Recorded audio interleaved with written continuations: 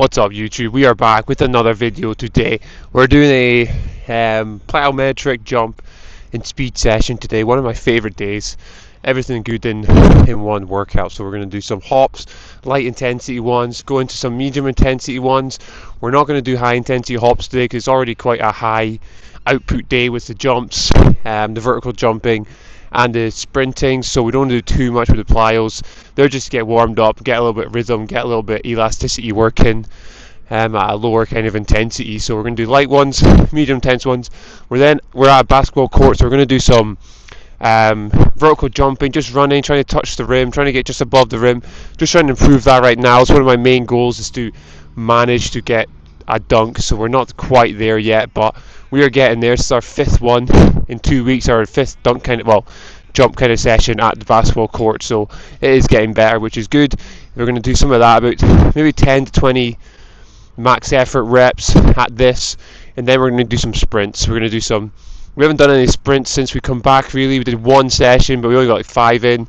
We're going to do some accelerations to start with 10-20 meters, and then we're going to do some flying sprints too. Maybe like maximum amount of sprints will be 10 sprints maximum, maybe less because it's our first day back doing them properly. So yeah, so we're going to do, as I said, hops first, so we'll just show you what we're doing. Nice light ones and then medium intense ones. So with these, we're just going to move in all different directions. We're going to do forward, backwards, sideways, zigzag, forward and backwards also, just to get a little bit extra elasticity working, a little bit extensive plyos, warms up the ankles, ready for all the jumps and the sprints later on.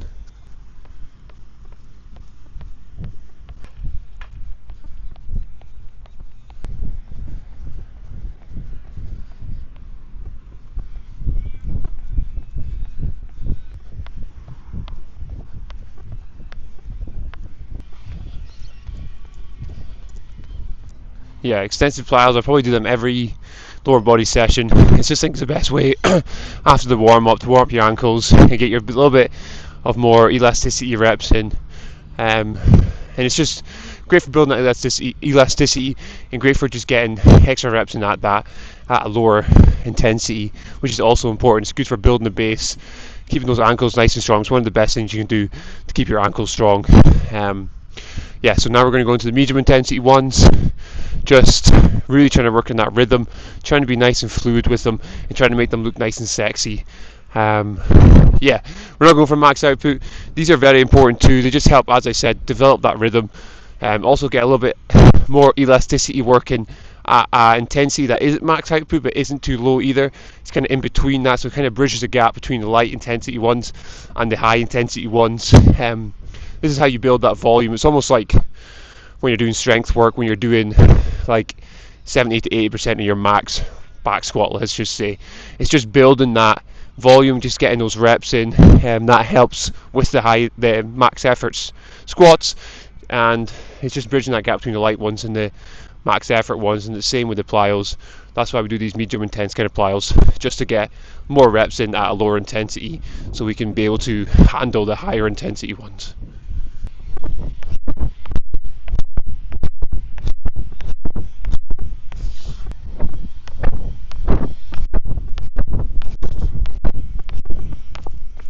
I think I've been doing hopping consistently in my program for about the last at least year, maybe 2 years to be honest, on and off, but definitely the last year. I've probably done it like every week that I've actually been training. Definitely done some form of hopping. I think it's one of the most easiest things you can do to get more athletic, especially in the gym where you don't have much room. You don't need that much room to do them. They're very quite like sprinting, but just easier to do. You can do them wherever compared to sprinting, which is quite difficult. You need a lot of space to do sprinting, so hopping's just great because you can do it whenever you want. You can do it in the gym. You don't need that much room. You don't even need to go forward. You can just do hops standing up vertically, and that still gets a good stimulus in. That's why I love hopping so much, because it's so versatile. You can do it wherever you want, and you get an unbelievable athletic stimulus out of it. It's really good for working on that rate of force development and the single leg. Great for helping single leg jumping, and just also great for the hamstrings too, because when you're swinging that leg, it's almost like the sprinting movement, but you're just using one leg instead of switching to the other leg. It's also great for that. Gets those hamstrings ready for those fast movements when you're sprinting. So yeah, we're going to do 2 more sets of this. We're going to do a little bit more reps. We'll probably do 10 this time.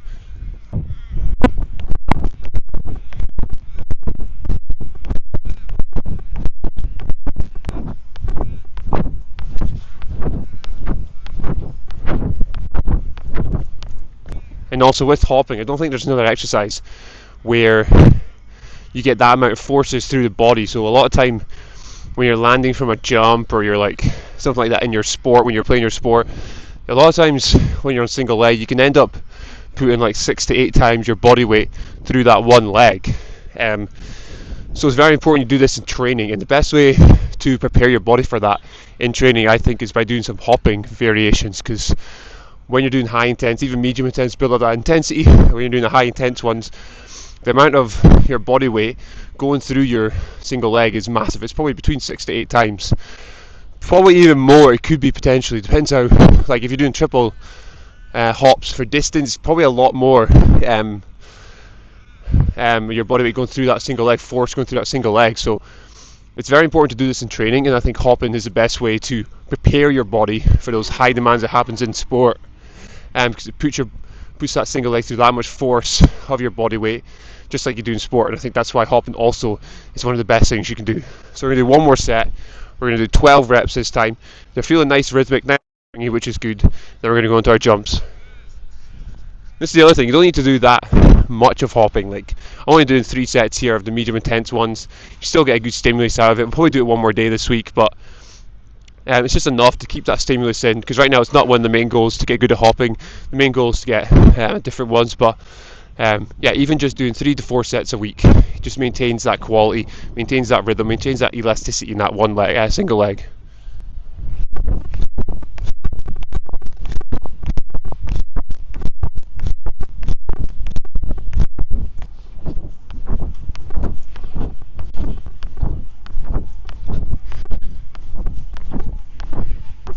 Okay, we're going on to our jump session now. Normally I would do, or a lot of people normally say to do sprints before you do your jumps, because obviously you want to go fast, like fast first to slower to slower to slower. So if you're going to do sprints, jumps and weights in the same session, normally you would do sprints first, then jumps, then weights, because obviously you're going fast to slower to slower.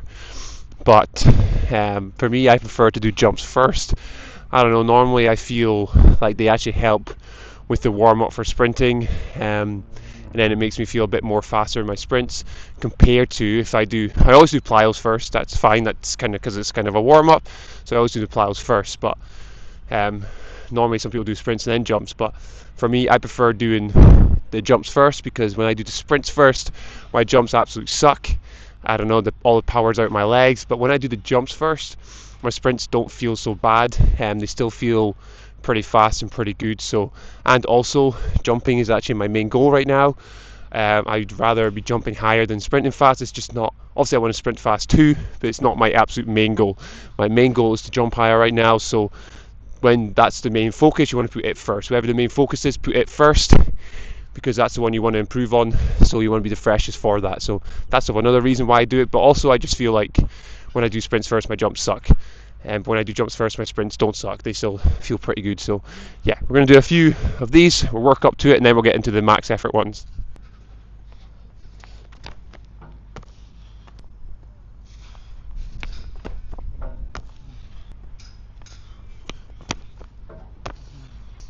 That was probably my best ever one. Not going to lie, that one felt pretty high. I feel like I was way over the rim there. So things are improving. I have done this, I've never really proper trained to dunk a basketball, so whenever I do jumps, running jumps, it's normally onto a box or over a hurdle, which is still a very good stimulus. But I think if you want to get good at the actual exercise like dunking, you need to actually do dunking. Now I know I'm not actually dunking because I don't have a ball, but I wouldn't be able to dunk that height yet, so it would be kind of pointless, and I don't think there's any low rims around me. So right now we're just going to use that height and just try and jump as high as we can with it. But that one felt pretty good. So as I said, if you want to get good at dunking, you probably need to do the dunking. The stuff in the gym's good, like the running jumps onto a box, they all help, but if you want to get good at something, you need to do that thing. So that's why I'm doing this thing. Yeah.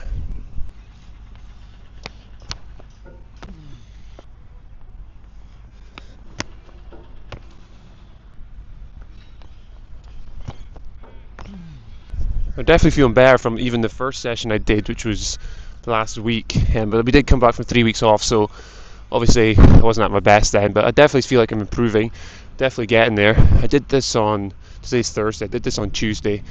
and they actually sucked. I wasn't very good, but I don't know why. But today I feel a little bit better. So these are definitely improving. Maybe next week when we do this, we might take a ball, try to dunk, and just see where we're at. I don't think we're there yet, but we are getting there, which is good.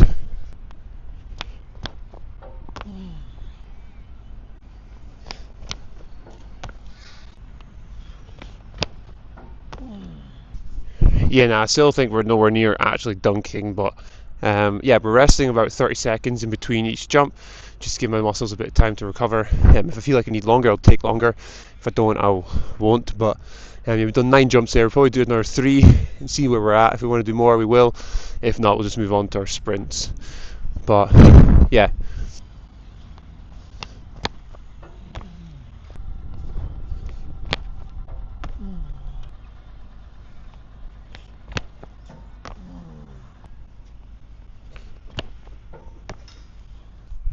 Right, we're on to our sprints now. We were supposed to be timing them. We set up our gates, but my thing that shows the how fast I'm going, the batteries are dead. I didn't check them this morning, so it's a little bit annoying. So I can't actually time my sprints, which is quite frustrating because I kind of wanted to see where I was at. But it is what it is. We're going to try to still get a good intent kind of session in, because normally when I time my sprints, it drives that intent because I'm trying to beat myself every time. So we don't have that. So we just got to try and drive that intent from within, to be honest, and just try and sprint as fast as we can, which is quite difficult because obviously you just got to try and sprint as fast as you can. But I'm going to do that anyway. But yeah, it's a bit annoying with no intent, and I don't know where I'm going to be at, so I can improve it. But we know where we were before the holiday. We know what numbers we were hitting, so I just wanted to see how far off that I was. But yeah, it is what it is. We just got to deal with it. We're on the grass. The court was just there, so we came to the grass just because I want a little bit of a softer surface, because I'm doing plyos and jumps on a hard surface. Sometimes there's quite a lot in the joint, so I want a little softer surface on the grass to do our sprints, so we're not absolutely nailing the joints and nailing our knees and everything. So yeah, we'll just get into it. So we're going to do 10 meter accels. We'll probably do some 20 meter accels. We might just go for a 30 meter acceleration as well to get that little bit of top end speed. I was going to do 10 meter flying sprints, but I only like doing them because I can time them and see where I'm at. So because I can't time them, I might just continue doing longer sprints. We'll probably do like four or 5 tens, just to they kind of help get into the sprint motion too. So yeah, we'll go and do that. We're still going to use the gates as like, just so I know where I'm going and where I'm trying to hit, because I know this is 10 meters or roughly 10 meters. I tried to measure it as precisely as possible, but yeah.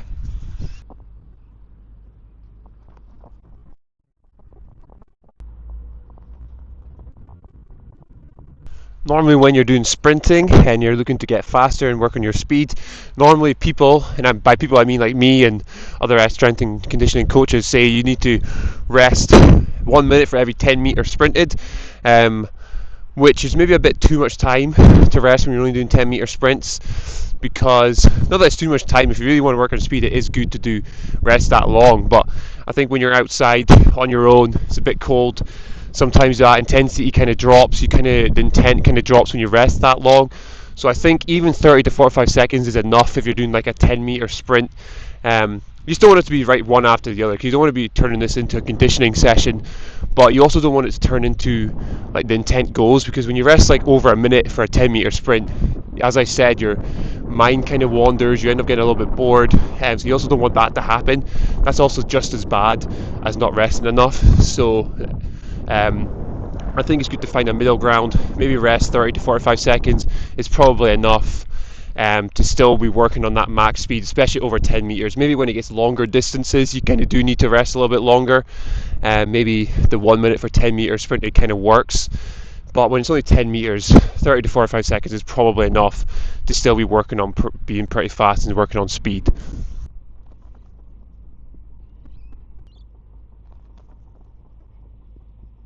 Okay, we're going to do a few 20 meter sprints, probably between 2 and 4. We'll see how we feel. Have to go off field today.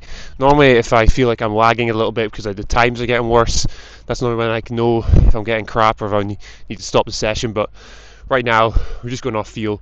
So if they feel fast and springy, we're going to keep going. Once they start feeling slow and crap, we'll stop the session. But probably do 2 to 4 of these. And then we're going to do at least one 30 meter sprint to get that top end kind of speed work, something a little bit longer.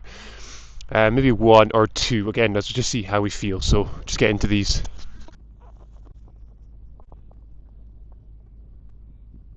I do not feel fast today. Maybe it's a good thing I don't have these timing gates working, because feel like they'd be poor times. It's probably because I did a few beach sprint sessions when I was on holiday, but they're not the best. So this is my first proper sprint session where I'm actually working on it properly. So just a little bit of rust.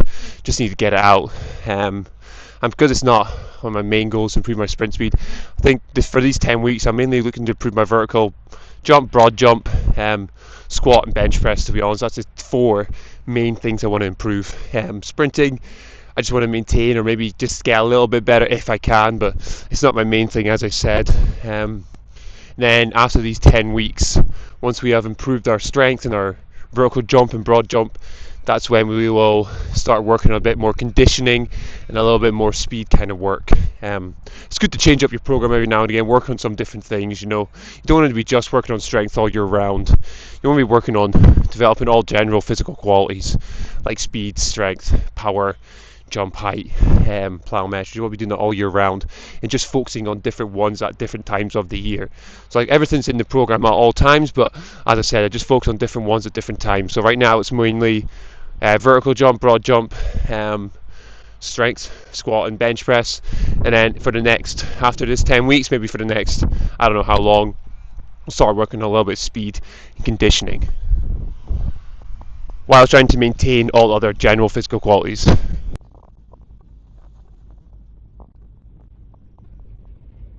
Just going to do one more 20-meter sprint, and then we're going to do 1 or 2 30-meter sprints again, just going off feel, see how we feel. If it feels not too bad, we'll do one more. If it feels like towing a caravan, we won't do any more. But yeah, one more of these, and then 1 or 2 30-meter sprints.